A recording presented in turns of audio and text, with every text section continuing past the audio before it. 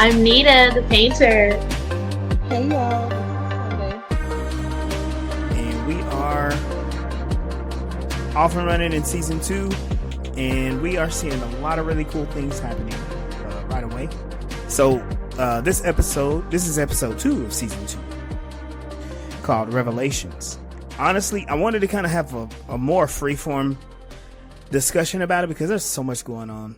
So with that, share what are some of y'all's observations? I liked where they kind of sneakily put in there that the Psycor alongside with the politics, kind of popping in a little bit. Like, this looks kind of suspicious. Yep. Suspicious. I liked the new captain, like some of his interpersonal conflicts being brought up because he's brand new. So we have a whole season of backstory on everybody else, and now it's like, who is this man? They're like, let us show you all of the trauma that he is bringing into this position. He's just like Sinclair. Oh, you're about to do something dangerous? I'll do it for you. Yeah, I was gonna ask y'all, like, what did y'all think about the way his trauma informs how he handles crisis on the ship, on the station? Yeah, I thought that it was very honorable and wise, one, to inform the doctor that it was okay to do this unsanctioned procedure that we discussed in a bar. A jazz bar, by the way. Right. But at least he pulled up to the procedure to like help out in any way that he could. And he's not a doctor, so all he really can do is offer up his own life force to assist. I thought that was dope. It also was very logical for him to say, like, we need someone to be checking the vitals. I don't know why one of the many other doctors on the ship can't do that, but it was kind of just him. Right, or why they didn't have the lady come back on this episode. I was hopeful to see her because she's supposed to be a quack, right? But now we're using it to save our the chief security officer. No, that lady actually left the station. When you said that lady, I thought you were thinking his medical assistant. I was like, oh, she don't like Franklin. Franklin is a jerk. She don't like that dude. No, but that old lady, when she got better, she was like, you know what, I'm gonna go because I got things to do. Yeah, I thought it was pretty interesting because we kind of had to fast forward Sheridan's development, and he kind of had the same conversation twice in this episode, but each one offered a little bit more information on why he feels the way that he feels, and I liked just how they spreaded it out. But at the same time, I was like, man, could there have been a better way to convey that he has this sense of guilt of not being able to speak to his wife before she left? I kind of got the impression that was them kind of showing his trauma response to it. Like, she's trying to talk, his sister's trying to talk to him about it, and he just wants to go on about work and ignoring it because it's too hard for him to talk about. But she keeps bringing it back, trying to get it out of him. We need to talk about this. And eventually she just like, here's a data crystal. Yeah. Because you ain't listening. They did a very 90s, well, what I recall that people used to do during the 90s, and maybe, I don't know, maybe this is a soap opera thing. Y'all can enlighten me if you grew up on soap operas too, but he is talking and then he's like drinking water at the same time. So you have these long pregnant pauses while he's chugging water. They did that on the original X-Men cartoon too, which I thought was so weird. It's like they animated people drinking water for these no reason pauses. But anyway, I noticed that happening. I think maybe it's a theater thing where like the people can't just be having a conversation, so drink some water.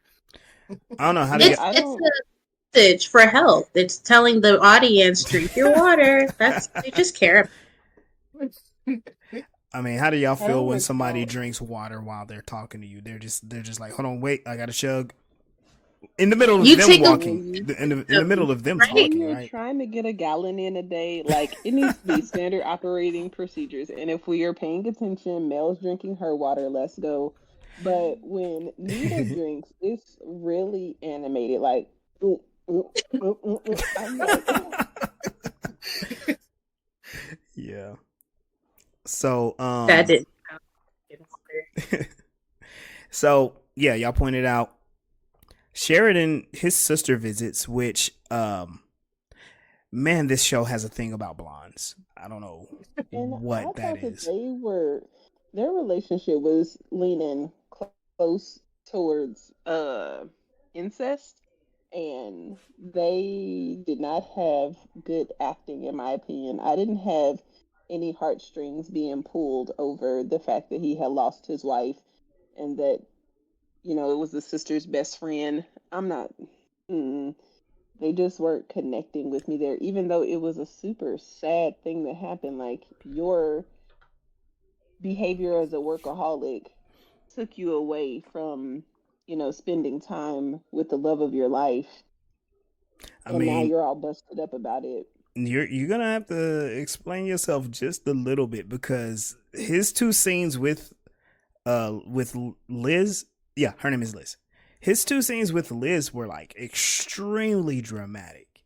So like, are you saying they didn't come across as brother and sister, or Yes, it was, and I know that there are sibling relationships that look like in close proximity to romantic.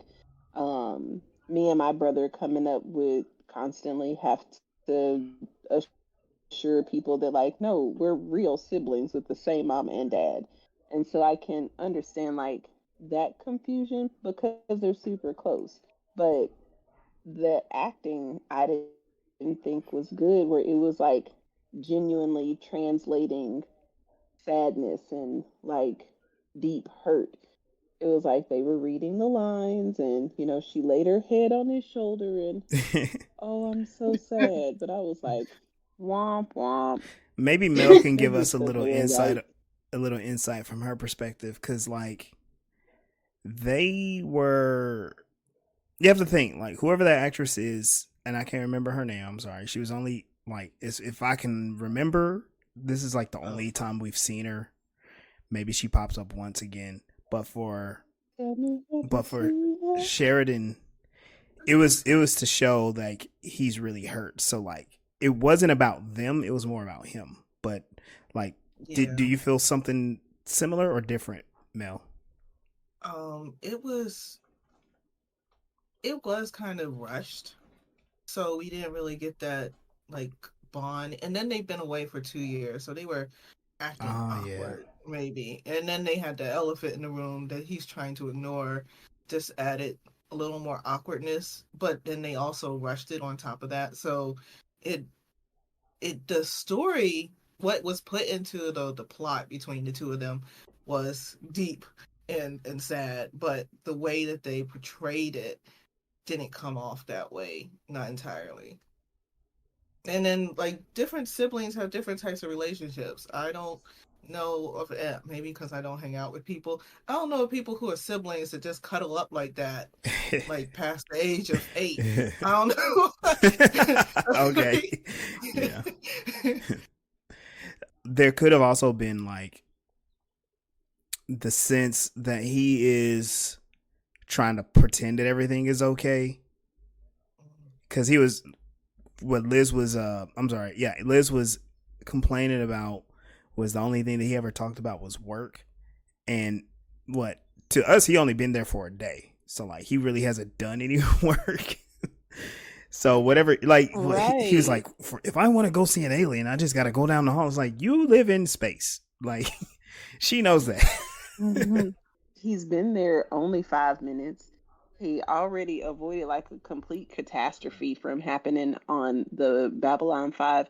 I would think that there is a lot for him to share about having that new position. Yeah, especially since he was just on a ship and deep space, and now he's on a space station with all these resources as he keeps going on about last Yeah. episode about the shower and the oranges and the hydroponic bay, and All the it's more than foods, just yeah. his crew. Yeah, and the rations or whatever Yo, they the they first had on. thing, the first thing she said to him is like, "You look like you put on some weight." Like Jesus. Yeah. I think that's the sister part, right? She's Mhm. or Mhm. whatever. I don't know. No, that's very sisterly. Yeah. It made me think because again, like this season does come across more of a soft reboot, a reintroduction to this crew, but the crew is different now.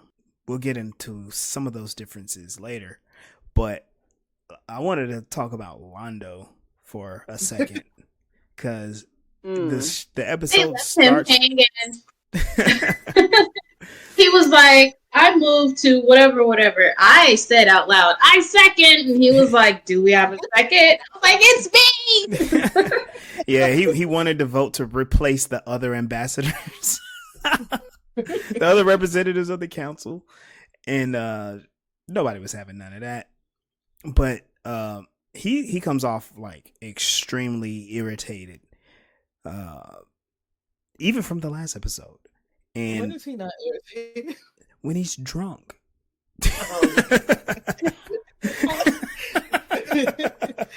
He's a happy drunk. He can't get drunk right now. He's got so much guilt on his plate. Like his conscience is working overtime. Jiminy Yeah. Cricket is up there just giving him a lashing, and he don't know what to do with himself. He's like, well, let's get rid of everybody else on the council so that then nobody will like really figure out what I did. He's trying to cover his ass. Yep. I mean, you'll see later that the council is more than like 4 people. But right now it seems like it's literally what Jakar, Londo, Delin, and Sheridan. But it's a lot more. There are other Yeah. alien worlds. What's his name was in there too, like to the side. Was it Lanier? Yeah, with the one the with big the, one with the spacesuit yeah, with the light yeah. inside. Oh, Koth. Kosh. Kosh, yeah. Kosh. Yeah. Kosh. Yeah. He's Yeah, in- he's been making some more appearances too. He's he reminds me of, and I'm sorry if this is all, it's not necessarily a spoiler, but kind of sort of. But he reminds me of the Watcher. This dude be popping up when important stuff is about to happen. But then Is he that from Marvel. what's that from? Okay. Or What If, the What If cartoon. Oh, Yeah. okay. Okay, I remember Yeah, watching. okay, now I know what you're talking Yeah. about. Yeah.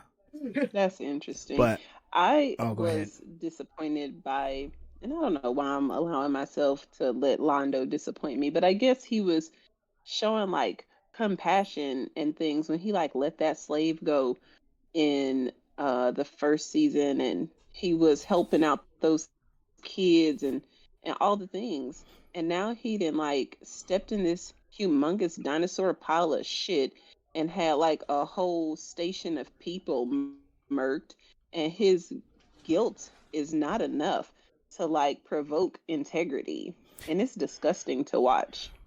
Well, remember, those kids and that slave were Centauri. He was passionate towards his own people, but his disdain for the Narn came through pretty clear. But also, Racist. it made me think of this question because y'all saw the way that he was behaving when he had a secret meeting with Morden.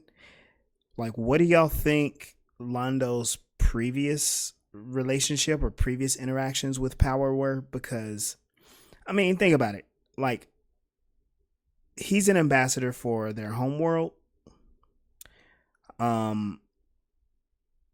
Yes, that is a high title, but let's do a comparison to ambassadors here for the United States. Like, is that really important? Are ambassadors making that serious of decisions by themselves, you know. Yeah, he does have to call in on things, and um he basically just representative. Like, well, that's what an ambassador is. So whatever the government is saying they need done, he's supposed to facilitate it. He's sort of a gopher kind. Yeah, he's doing kind of like he's the go between. Is like, hey, you tell those people, the real people with power think this, right? Mm-hmm. And now he's experiencing anxiety because he made a decision, and that decision had severe consequences. Like several thousand Narn were killed, and now he's like, oh snap! Like, what's gonna happen to me? Right? He's paranoid for himself. Mm-hmm. And he's still like walking around gullible as hell. When he went to the garden and had the meeting with that dude with the creepy smile, and I don't know why he keeps talking to him and thinking that he's gonna one get a straight answer, or two that that guy is actually gonna help him get out of the fuckery that he put him in. He's steady manipulating you. Yo, anything happen out there, even if you don't think it's important, you make sure you keep me in the loop. All right. Right. That's a straight up drug dealer question request. Like, look, everything's cool, but if you see something where just let me know. So obviously, we're kind of skipping through the beginning. The council's supposed to get together. Londo is being upset. The conversation between Franklin and Sheridan is interesting because one, let's just talk about the scenery. They show the exterior of one of the structures that are inside of the station, which I actually appreciate because the station doesn't look exactly the same. There's stuff built into it. I wish they showed more, like how does this stuff actually, like how does it really work? But we saw the jazz club and all that fun music, and Franklin is approaching Sinclair, and he's all like, "Look, no matter what we do, Garibaldi's not coming out of that coma. So I want to try something experimental, illegal, unethical. What do you think?" And Sheridan's like, "Well, you got to do what you got to do." But this is also how one of the story threads from the previous season comes forward, because like in all, pretty much like it's very reasonable for Garibaldi to just be dead, but they're like, let's use some alien magic to bring him back to life. So I'm kind of down for that. And just like Sunday pointed out, and I was going to touch on this later, but due to his conversation with Liz, Sheridan's like, man, let me go down to Med Bay, hook myself up. And so now we're getting another leader, another station commander, captain that's like, you know what, let me sacrifice myself. I had a question, because in the next scene, I was wondering if y'all noticed the person that plays Natoff, is that the same person? Natoff? Yeah. Let's see. It's hard to tell. Let's see. I mean, yeah, they're wearing a ton of makeup, which while you look that up, I'm gonna compliment the production, because the colors, the lighting looks so much better. I do not see Natoff on this. Oh. The lighting looked better, the costuming looked better. They did a really good job with like everything, right, with these characters. I just thought for some reason Natoff didn't seem like the same actress. Mm-hmm. Her voice was higher. Yeah. And softer. Like usually, as soon as she speaks, you looking for a knife. I know she has like that creep factor. Mm-hmm. She was so, yeah, her voice was very different this time. And you would think like she would be on edge because he had to go, especially with what's going on. Like They just lost a lot of Yeah. people from an attack that no one knows how or why it happened. So, yeah. Yeah. So let's talk And then about. Londo's Oh, go ahead. creepy, but questioning her like, yo, question asked, question answered, dismissed. But they kept her part so short. Like she just kind of took Mm. it too. She was just like, yeah, I don't know where he is. Which that's what she's supposed to answer anyway. She's supposed to, Right. because of what he's doing. Ambassador Jakar is away on the rim, which we talk about the rim a lot. Keep your dirty minds to yourself, Nita. The ships out there, they had some kind of weird, I don't know, coating or Yeah, they're skin over them. It looked like. yeah, they have shields. The Narn ships, at least they seem to. I thought the ships that had the funny coating were the aliens that they were fighting. Oh wait, yes, you're Yeah. correct. They have like that bio look to them. Yeah, the mysterious ships. We'll call them that for now. The mysterious ships were protected. They had shields. The Narn didn't. They were destroyed, and they all sacrificed themselves so Jakar can make it back to Babylon 5. He gets back. He creeps Natoth out by just being there, which I got a lot of questions because did he like not dock the ship? Did he not like? Could they not tell that he was coming to the ship? All right. Yeah. And then he wanted her to close the door, like nobody needs to know that I'm here yet. Right. Like, wow. Like he couldn't have auto closed the door himself. Why did it work for her voice and not his? And he was like speaking very cryptically towards her, which okay, with Andreas, that shows that there's a lot of gravity with what he's saying. However, we didn't learn a whole lot until when he was able to take his findings back to the council. No, wait. He didn't take it back to the council. He was talking about how he was thinking,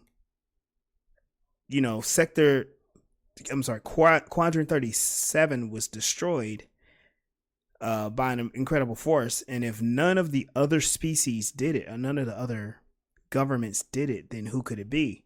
He was thinking like either it's somebody new or somebody really old. And throughout the episode, he mentioned the Book of Jaquan and how the ships matched the description from 1,000 years ago. And that makes me have a lot of questions. And he's pointing at a secret force that's been active on the rim and on planets that have been dead previously. Now they're moving and they're gathering their forces. And he's talking about somebody powerful, and he's talking about all-out war. So he has that going on. And just to continue to talk about Jakar, when he does take it to the council, it's a little frustrating. One, because as the audience, we watch people who die trying to get that information out, and Sheridan is like, you know what, we need proof.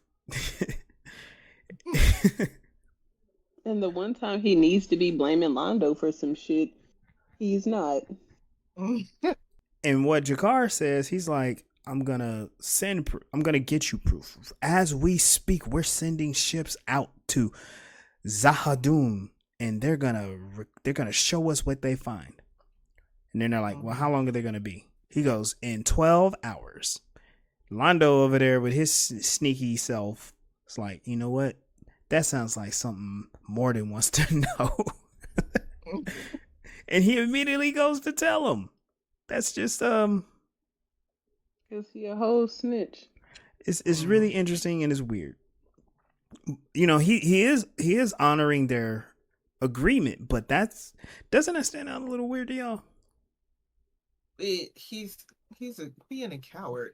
And then like in his on his planet, they they work in secrets and information and stuff. So it's embedded in him to be a gossipy little snitch. Yeah, I guess like whatever kind of secrets and things the family has, it's like a show of power to like have the one up on the others. Yeah.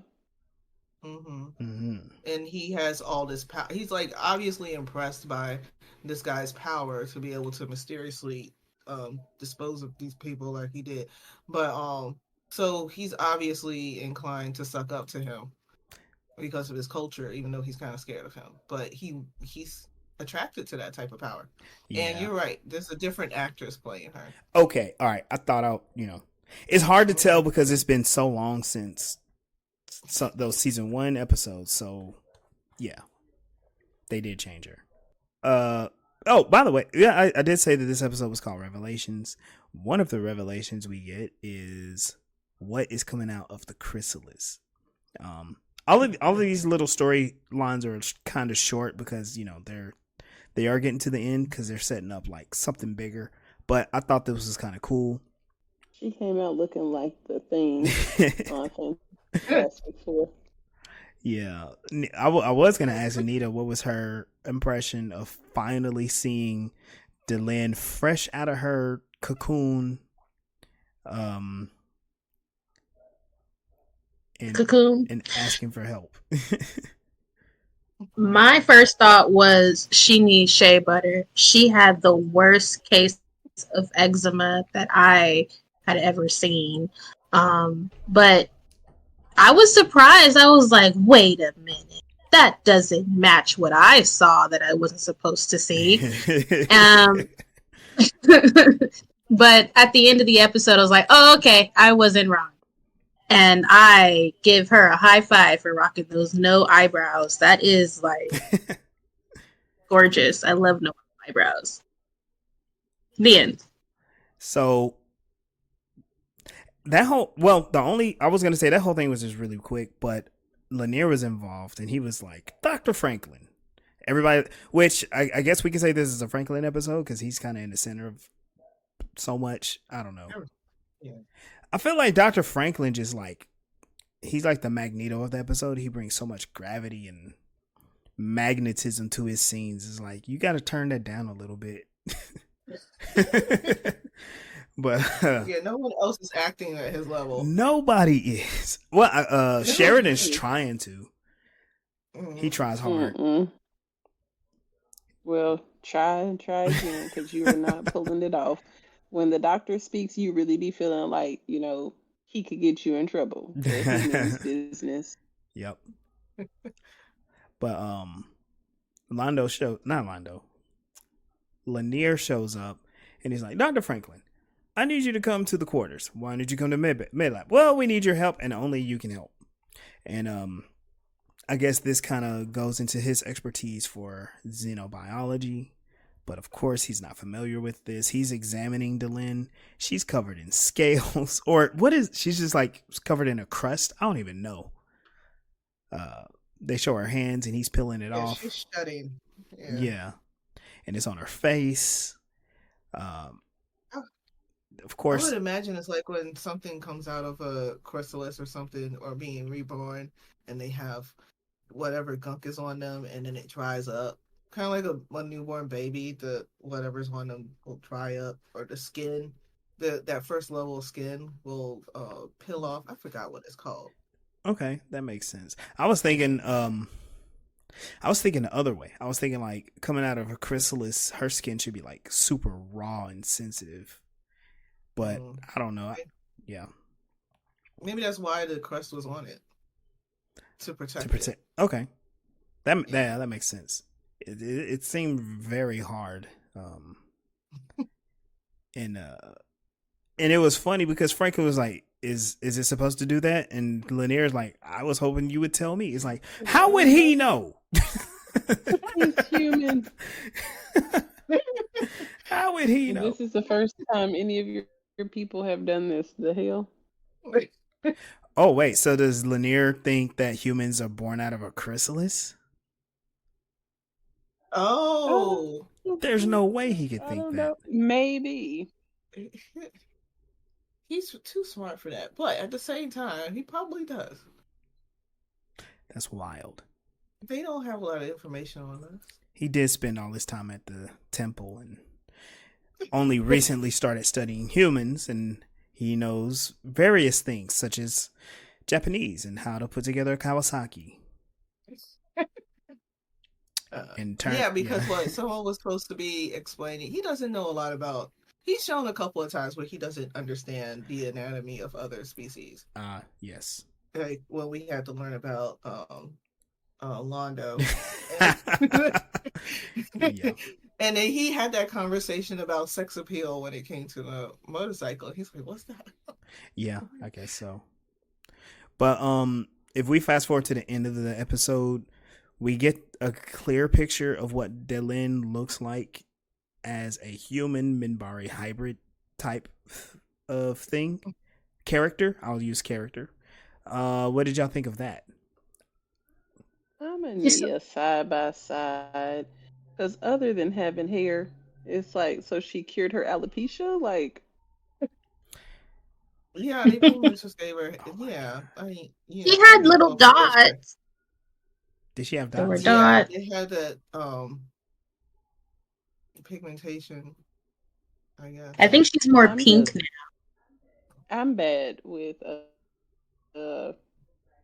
describing people, so I'll just have to look it up to see the differences, because I was underwhelmed that she grew her hair out. That's what's up. She didn't grow her hair out. And she does look a different, like her skin color does look different because, you know, she's not wearing so much makeup to hide the bald cap.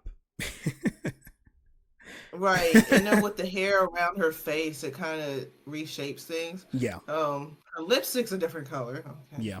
Yes.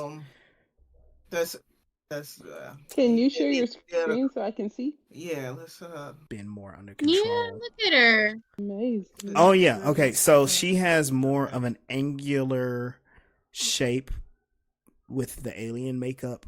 And just like Nita pointed out, okay, so she doesn't have eyebrows, but as the alien, it kind of completes this line from her skull bone that crosses her eyebrows to the bridge of her nose.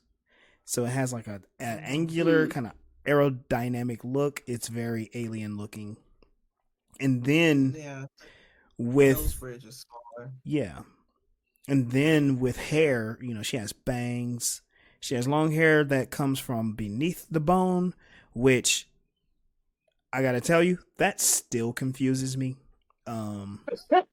Because my thing is like, is there a space in her bone, her head bone, to where the hair comes down, and so the head bone is like a tiara?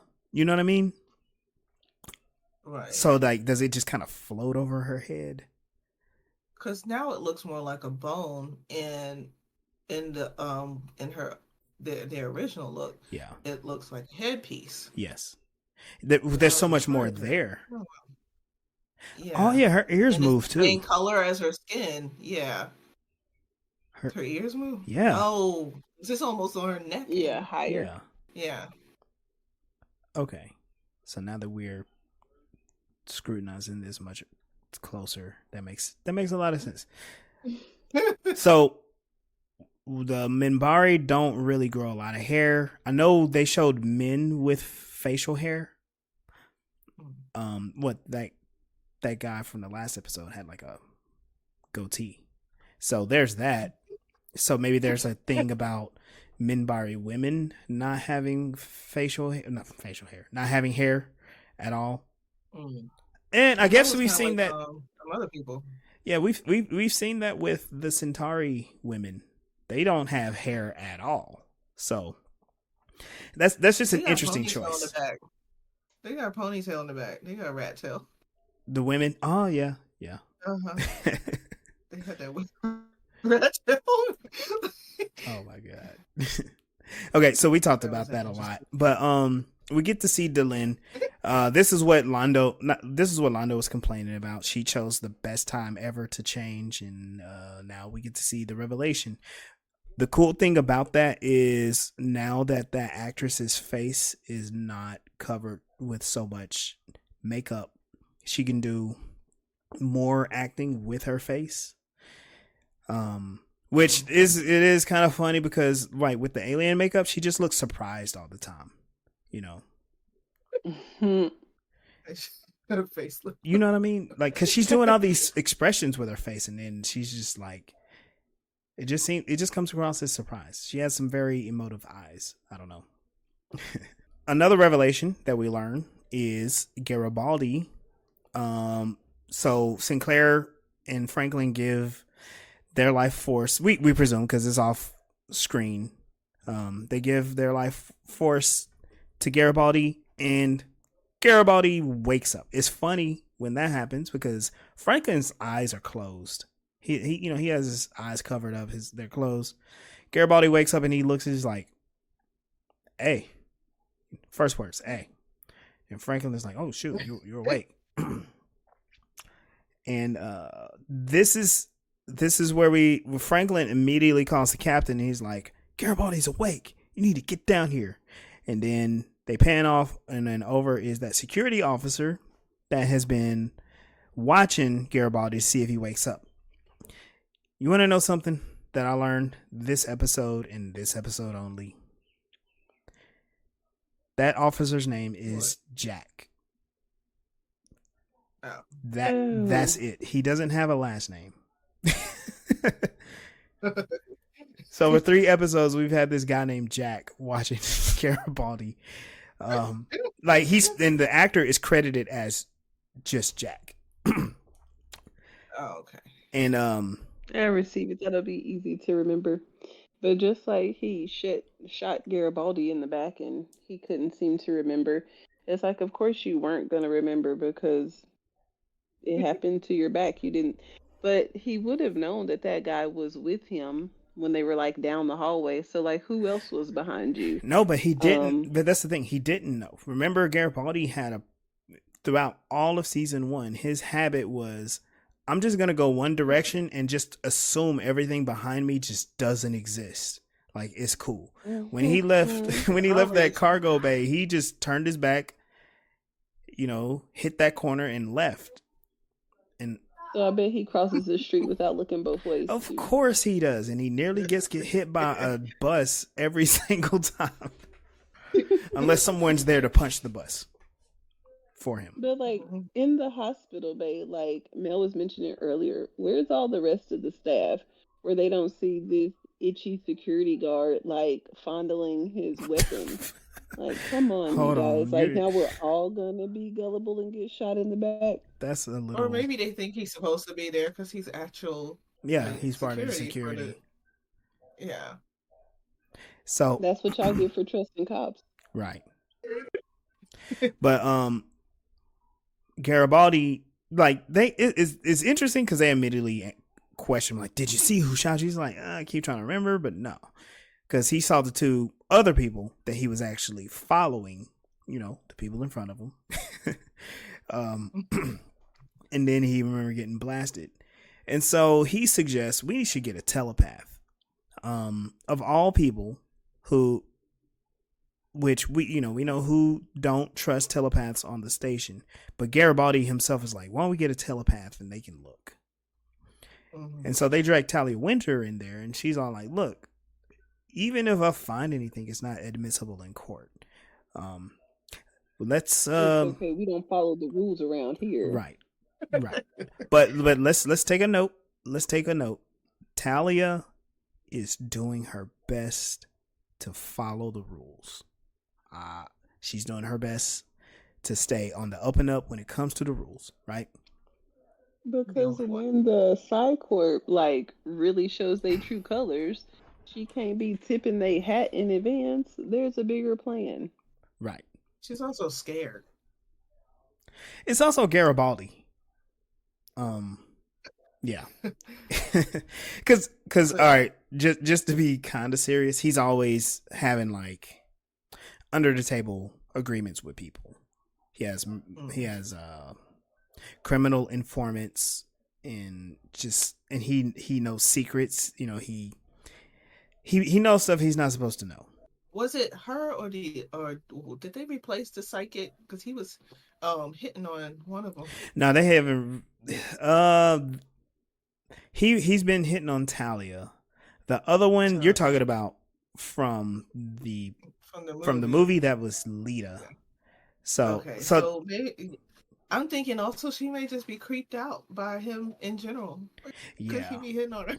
That's what I'm thinking. Like, yeah.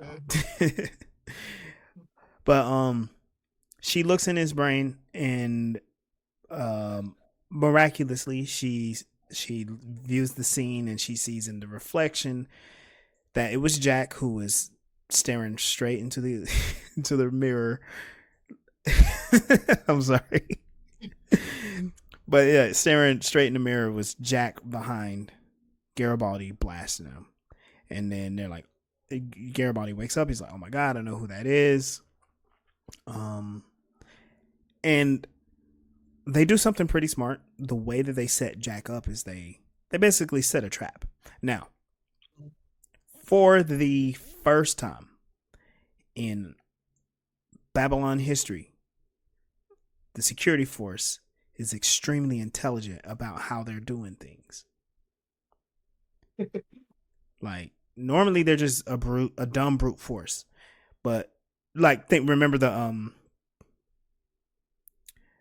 strike episode? So like, you know, Garibaldi and them, they were just dumb about that. But for this one, and also because of the loyalty of the security team, they set him up. They sent a guy in there like, oh man, you got to see this. He's like, what? He goes, it's Ambassador Delenn. She came from her cocoon and she has like butterflies and stuff. You just got to see it. And he's like, just like me. I'm like, no man, you got to show me that. Let me see that. He walks out right into security, ready to arrest him. They jump him.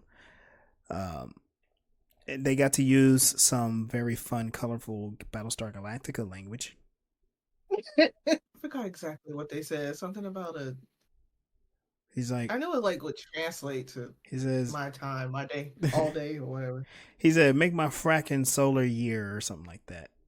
Which, so they got Jack, and I think before, like, Garibaldi was like, yeah, it's Jack. Which, how was I supposed to know who Jack was? I mean, I knew who he was, but he said the name anyway. Garibaldi insists on interrogating him. Now, I don't know. Do you think this is like a storytelling mechanism or what? Because Garibaldi is still wounded, right? He shouldn't have left Medbay at all. It wouldn't have been in his character to let his crew handle that and not be there. Yeah. Because he's always ready to get the guy, regardless of his condition. Yeah, I guess. But during the interrogation, we find out that Jack is an agent. He's working for this clandestine group. They're not home front, and they're trying to affect change within like the Earth government. And Garibaldi doesn't like that. He frowns all the time, and he threatens to throw him. No, he explains the penalty for treason. You know, shooting a senior officer is death. And is this where he threatens to throw him out of airlock? Yes, his catchphrase. Yeah. Okay. He always wants to throw someone out the airlock, and this time he explains it in detail. Yeah. Yeah, I'm gonna be the one to push the button. Oh man. Which have you all watched The Expanse series? No. I have not yet. You have, Nita? That's with the little boy and his family that be out there, right? You explained like 3 different TV series, The Expanse could fit into that. I feel like I've seen it. Hold on, I'm gonna look it up real quick to confirm. I'm pretty sure it's a yes. Okay, all right. But in The Expanse, they graphically detail showing you what it looks like for someone to be spaced. Actually, every season too, right? Like people are spaced all the time. It looks painful and gross. I still remember what was it, Total Recall? Oh yeah. The I eyeballs popping out. I was so young when I saw that. It gave me nightmares. There was some space comedy. I don't remember. I think I maybe watched it with Sunday, where people's bodies were being sent out into space, but the ship's gravitational field was so grand that they just ended up orbiting the ship. Yeah, is that Avenue 5 with Hugh Laurie? Yes. Hugh Laurie was the captain. Yeah, that's you know, I have mixed feelings about that series. I think I want to watch it again to kind of see, because it's supposed to be a comedy, but it's like a morbid comedy in space. It is, yes. Yeah, I liked it. Yeah, I'm gonna have to check that out again. Pretty much almost immediately after that interrogation,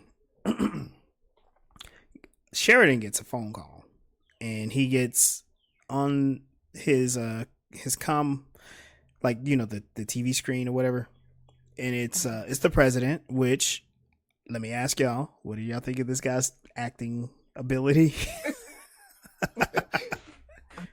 Like, why is he president? I mean, I know why, but why is he the person to portray the one who's in that much power? Like, not just in that much power as being the president, but in that much power to be a part of that setup to get in there in the first place. Right. Whoever that guy is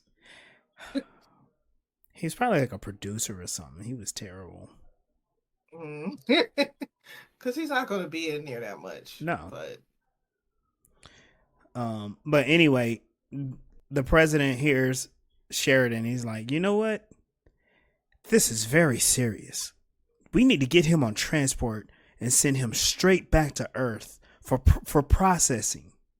Good job, Sheridan. You're on top of this. What do y'all think about Sheridan's response to that? He was confused, right? He didn't understand why wait, y'all just gonna take him? Like, this happened here. It didn't make sense. Right. And the president was trying to butter him up. Like, I'm going to, he was basically, what do you call it? Gaslighting him. Yeah. Into like, yeah, we're going to skip the normal procedure. You did a good job. I'm going to handle it now. And then, Sheridan's like, okay, which this is where I'm still on, season 2, episode 2, still on the fence, because Sheridan is straight up just following orders. He's not questioning anybody. He's not coming up with any loopholes. He's just going with the flow. Yeah, because what's his name would have came up with something. Yeah, Sinclair would have came up with a lot, like, oh, because he's under our jurisdiction, we have to process him properly, yada yada yada. I don't know. But or make up something like, he's sick, we got quarantine him. Right. And then pretty much immediately after that, they find out when they send him away that not only does he disappear, Jack, not only does Jack disappear, but all the paperwork checked out, all the ships were in order. He goes from one ship to another ship that looks like an Earth Force ship, but then that Earth Force ship just doesn't exist. And I'm just like, y'all fell for the oldest trick in the book, huh? y'all just gave away your guy. You might as well set him free with some money, because he probably did get some money. Because he's an agent. I mean, he did his job. Yeah. Well, he mostly did his job. He didn't completely kill Garibaldi, but he got those transmitters to kill the president. So yeah, well, that was his job. Yeah. It wasn't to kill Garibaldi. He only shot him because he was getting too close. Yeah. If Garibaldi won't so nosy, he wouldn't get shot. So Yeah. And so we have one major frustration that's going to be lingering because the whole president storyline is in the background. And Garibaldi even mentions it. He's like, look, I wanted to tell y'all I didn't want no telepaths around. His whole thing, he has suspicions. He was talking to Ivanova and he was saying, like, I was suspicious about this because,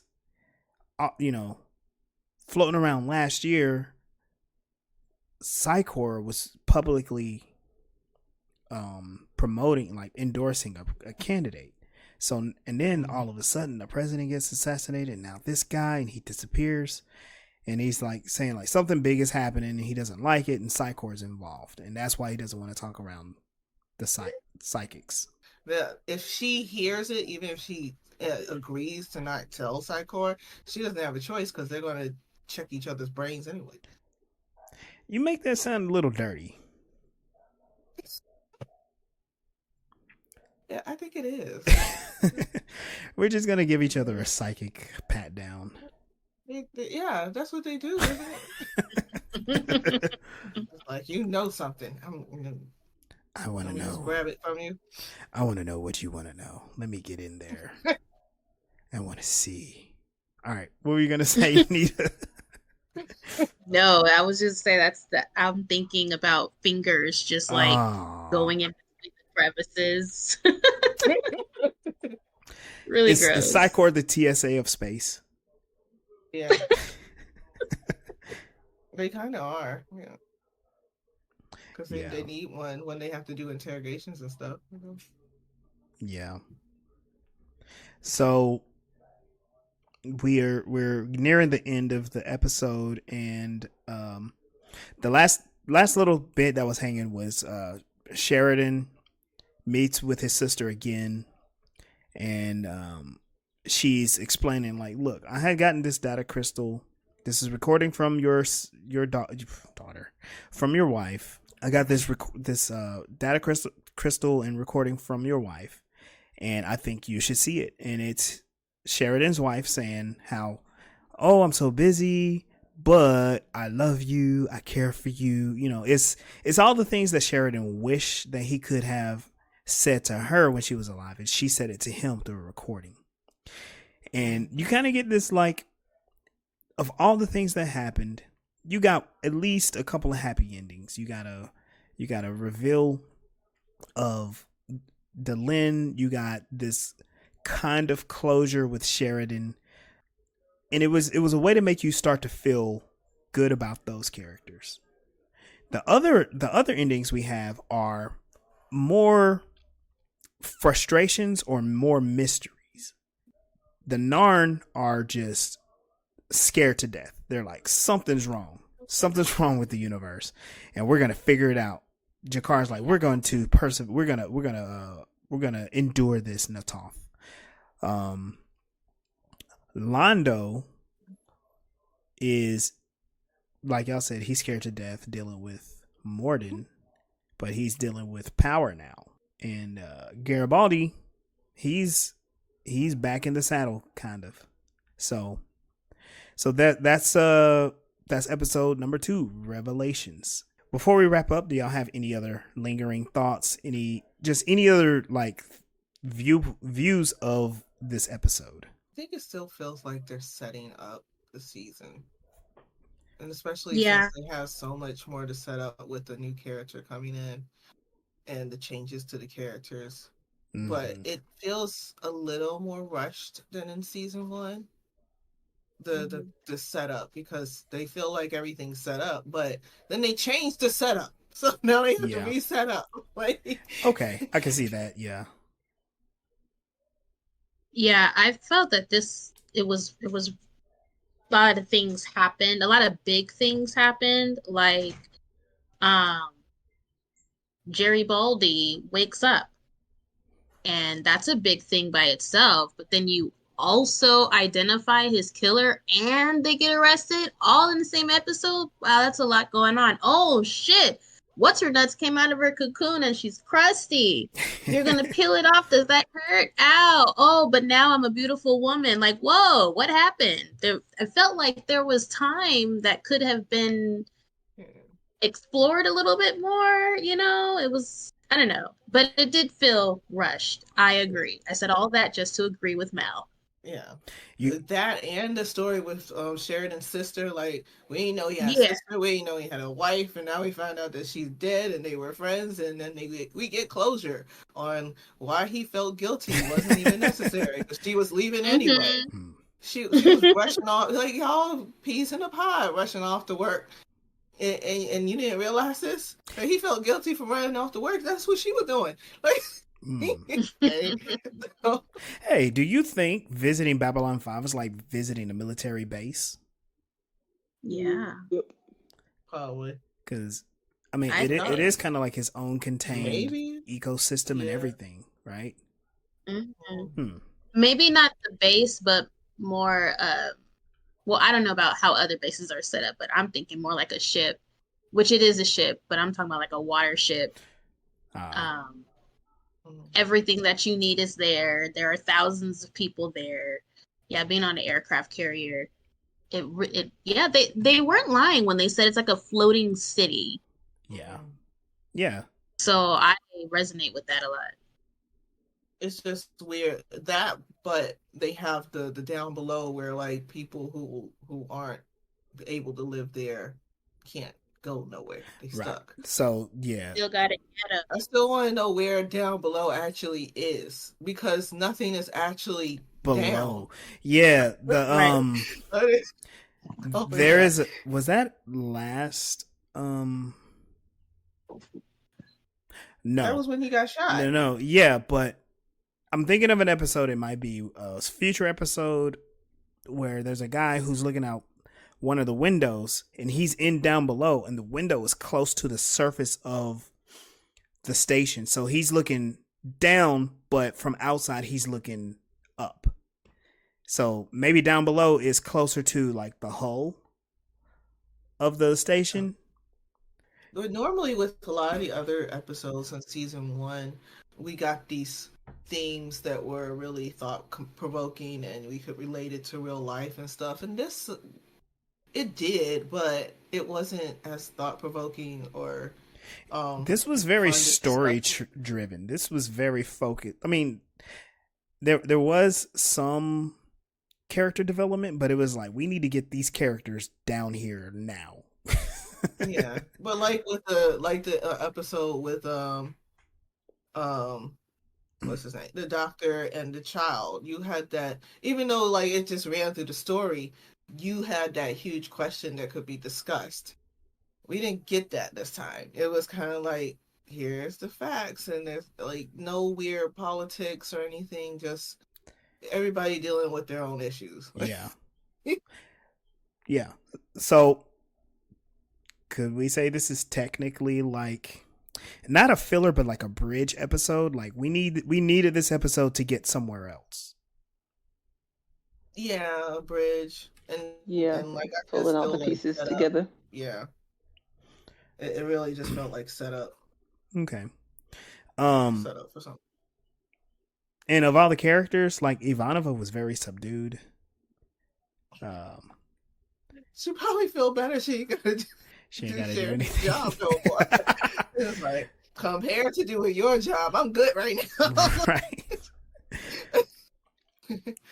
Yeah, she's not cussing out delegates anymore or council people anymore. That was my favorite. I like Ivanova. Yeah. Go get him. Now that everything's been revealed for this season, how do you think things are going to go for Delenn now that she's a half human, half Minbari? Knowing the relationship between humans and Minbari. I think there's going to be a conflict between whose representative is she, or whose ambassador is she. And I was thinking that she may be discriminated against by her people. Oh, well, they told her to do that. Kind of looking like the people from the High Council room of people who know, but not just like The rest of The them. regular working class or the warriors or whoever gonna be looking at her like, oh, you got that mixed blood. Because there's always a group of shadowy people controlling the world, telling everybody else how to live. The Minbari got it too. That's why they're gray, because they're shadows. Yeah. Ha The background story. What do you think is the goal of the Psychor and the Earth Force conspiracy? Power. But how does that relate to the broader galaxy? Because if we look at the status of things, humans are still, gathering themselves after losing that war 10 years ago. Babylon 5 is supposed to be the diplomatic center of the galaxy. We had to blow up a Minbari ship an episode ago. Actually, no, the Minbari did that themselves. Yeah. Yeah. We just told them about it. Yeah. What do you think is in store for Londo? Oh, headache. Oh, I hope his guilt eats away at him and he can't sleep at night and then he starts losing what hair he does have.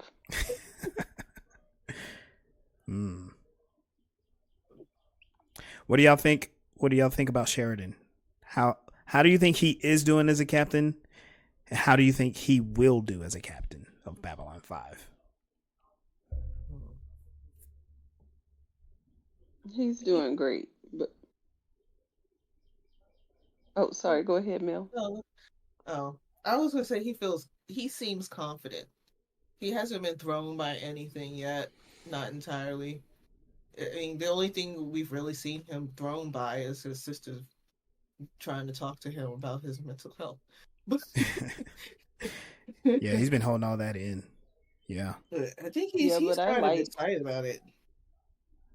Yeah, I like him. He's real smart, and he did not come in and allow him being in a new position to distract him from, putting all the puzzle pieces together last episode when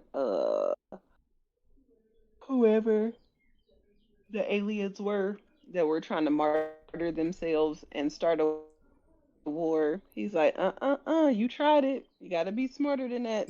And now in this episode, like, I don't like the rule bending for the saving of a white police officer, because you got all kind of people dying downstairs, and is this tool that was being used to help them currently being used to help them? No, but that, I mean, he didn't know anything about like all of that, but when he made the decision to do something unsanctioned, he's like, all right, let me go supervise this, let me go assist in this, so when the shit hits the fan, he can take accountability for it. I look at him as somebody who would take accountability for what they did, unlike Londo. And how could Londo even prove what he did? Londo don't even know how they did it. True. The only thing that he has is like that gangster phrase, "I'll take care of it." And he told him, tell them I'll take care of it personally. And it got took care of, and they're just like, yay, Londo. We don't know what you did, but yay. Because then someone confront him about that, like, how did you do it? And he's like, don't worry about it. And he's like, no, how did you do it? Like, because you don't have that type of resources. The whole planet didn't have that type of resources. So what are you doing? I guarantee somebody's going to ask him. You don't have to know how the hitman killed the person. I paid $5,000 to put this hit out on that planet, and now they gone. I guarantee they're going to address that in a future episode. And if I remember, they do. And I'm trying to remember if it's like the next episode or not.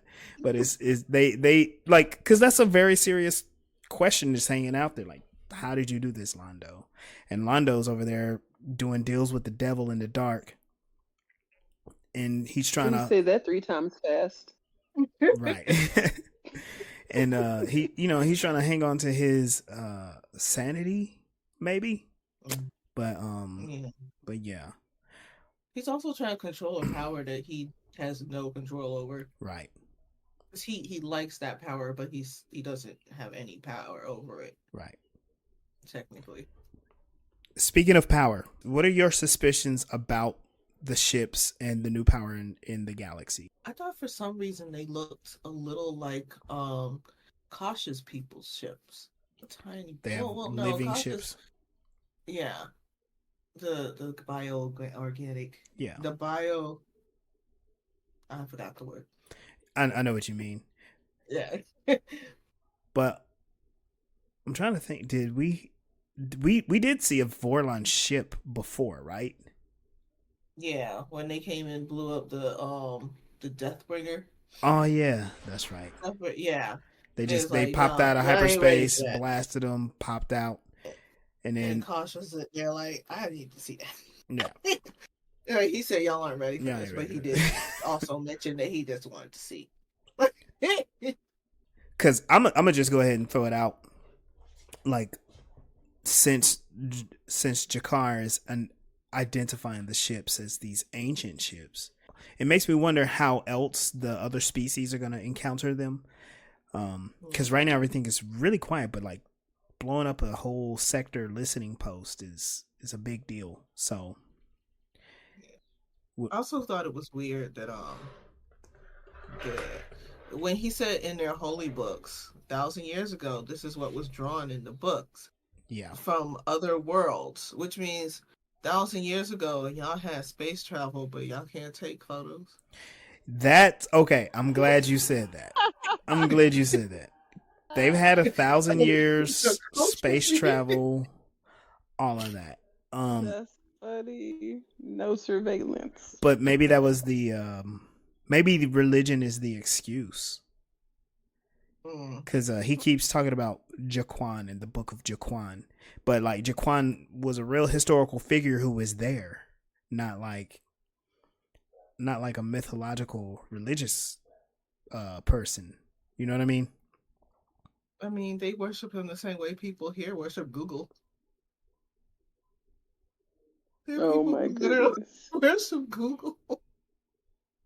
I can laugh at people's religions, but it's a thing. Just sounds funny. And how do y'all feel that it's the Narn and Jakar are the ones who are finding this out? I think it makes sense because they're the ones who got attacked. I mean, yeah, but they're the ones doing the legwork. They're the one, you know what I mean? I guess because they were the formerly oppressed in the last season, they have a lot to prove, and having that instance where they were gonna go and prove like, okay, this is these old worlds we need to study because this is happening. Like they spent a lot of money, a lot of resources to have that happen for the stuff to just get destroyed, and it's kind of wild. So now it's like they're kind of put in a position of like, you're making wild claims and you can't back it up. You know what I mean? Yeah. So yeah. All right. Any last thoughts? One of the last things I wanted to say is like, you all are pointing out the episode did like some things seemed rushed, and I agree, but I also think it's much tighter storytelling. So either their writers got the formula down and they're like, we just know we know what we want to say this episode, we're gonna say this, or they realize that we need to get these things ready at this part of the season because at the later part of the season or at another part of the season we need these things to happen. So that's just kind of my observation. I do think it was I thought the episode it flowed pretty well. So I thought it was enjoyable for the very little that was done. You know, it was entitled Revelations, and they were just going to show us, here are the status of things. And so now we know the table is kind of set. and we are going to be looking forward to some other things happening here pretty soon. With all of that said, let's get out of here. Where can they find you? Where can they find you, Mel?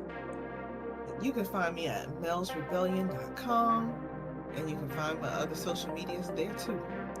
Sweet. Hey, y'all, it's Nita Painter. You can find me at nitapainter.com. I am Nita Painter in all places. Bye-bye. This is Sunday. You guys can find me in the Elephant in the Room. See y'all. And this is Legendary Black Lion. You can find Voices in Hyperspace on all streaming platforms. Well, mainly the important ones. I'm gonna leave that in there.